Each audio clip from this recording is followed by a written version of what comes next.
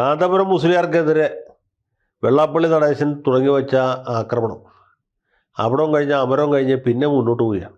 കാന്തപുരത്തിനെ വിട്ട് പുള്ളി മുസ്ലിം ലീഗിനെ പിടിച്ചു.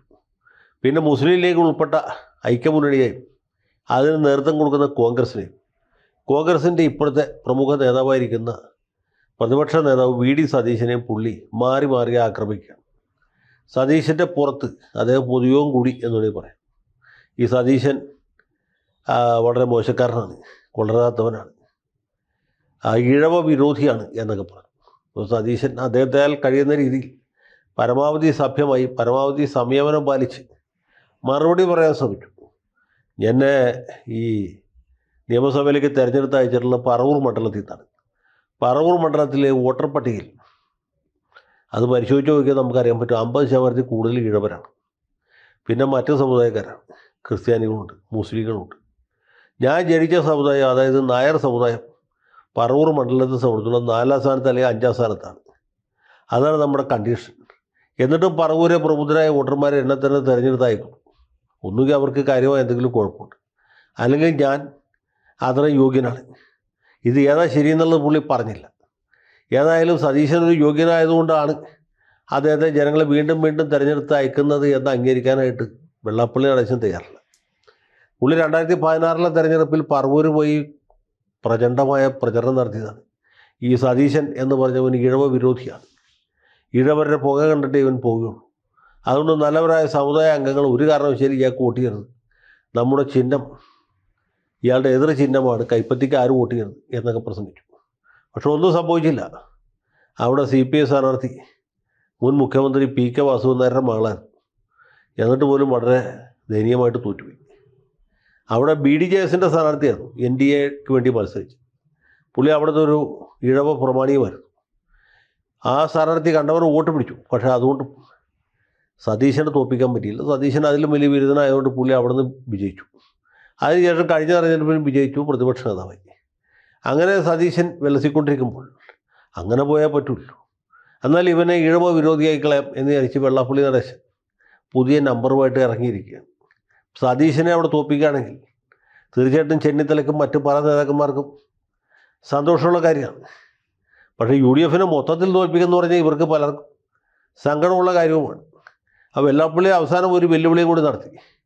വരുന്ന തെരഞ്ഞെടുപ്പിൽ UDFന് ഭൂരിപക്ഷം കിട്ടിയില്ലെങ്കിൽ എന്നല്ല പറഞ്ഞത്, UDFന് 100 സീറ്റ് തികച്ച് കിട്ടുകയാണെങ്കിൽ ഞാൻ SNDP നേതൃത്വത്തിൽ നിന്ന് പിന്മാറാൻ തയ്യാറാണ്. SNDP യോഗം ജനറൽ സെക്രട്ടറി സ്ഥാനം രാജിവെച്ച് നിങ്ങൾ പറയുന്നത് എന്തെങ്കിലും പണിക്ക് പോകാൻ തയ്യാറാണ് എന്നാണ് പുള്ളി പറയുന്നത്. ഈ വയസ്സുകാലത്ത് പുള്ളിക്ക് വേറെ എന്തെങ്കിലും പണിക്ക് പോകാൻ പറ്റും എന്നെനിക്ക് തോന്നുന്നില്ല. അദ്ദേഹം പോയി കഴിഞ്ഞാൽ SNDP ഇങ്ങനെ കപ്പിത്താനില്ലാത്ത കപ്പൽ പോലെ നടുക്കടലിൽ തപ്പിത്തടയും എന്ന കാര്യത്തിലും എനിക്ക് ആവശ്യമില്ല.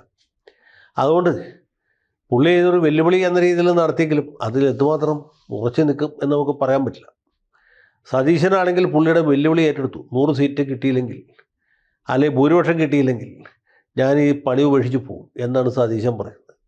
അപ്പോൾ ഇങ്ങനെ ഇവർ രണ്ട് മല്ലന്മാർ തമ്മിൽ ഏറ്റുമുട്ടലിന് കളവ് ഒരുങ്ങിയിരിക്കുകയാണ്.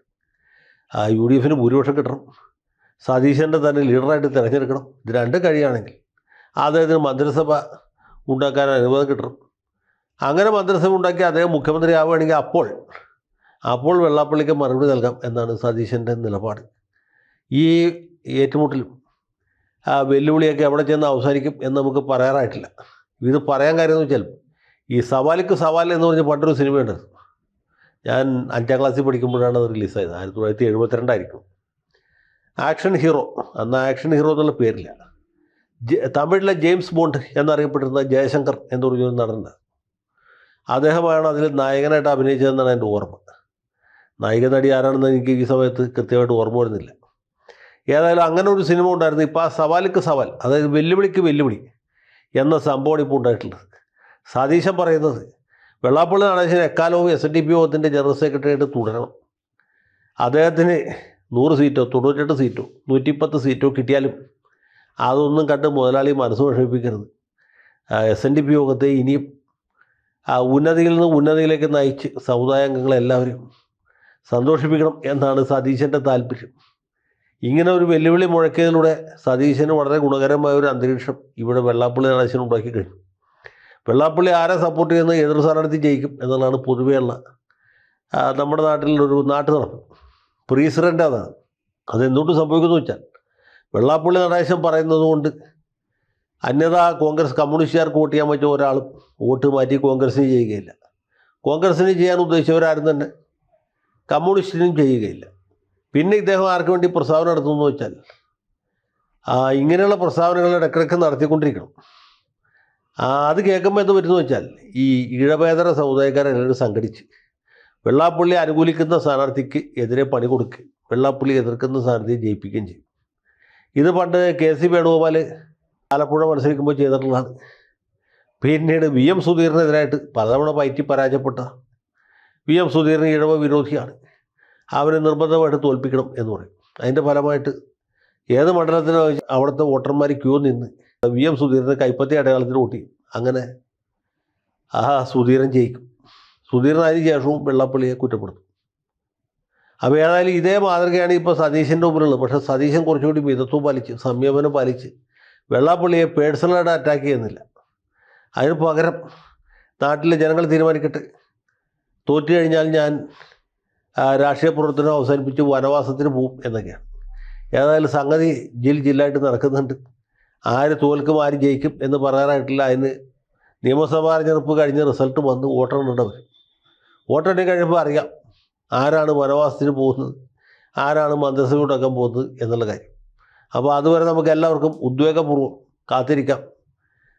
വളരെ വമ്പിച്ച വിജയം രണ്ടു കൂട്ടർക്കും ഉണ്ടാകട്ടെ, അല്ലെങ്കിൽ ഒരു കൂട്ടർ മറ്റേ ആളുടെ മേലെ നിർണായകമായ വിജയം നേടട്ടെ എന്ന് ആശംസിച്ചുകൊണ്ട് തൽക്കാലത്തേക്ക് വിട. ജയ് ഹിന്ദ്.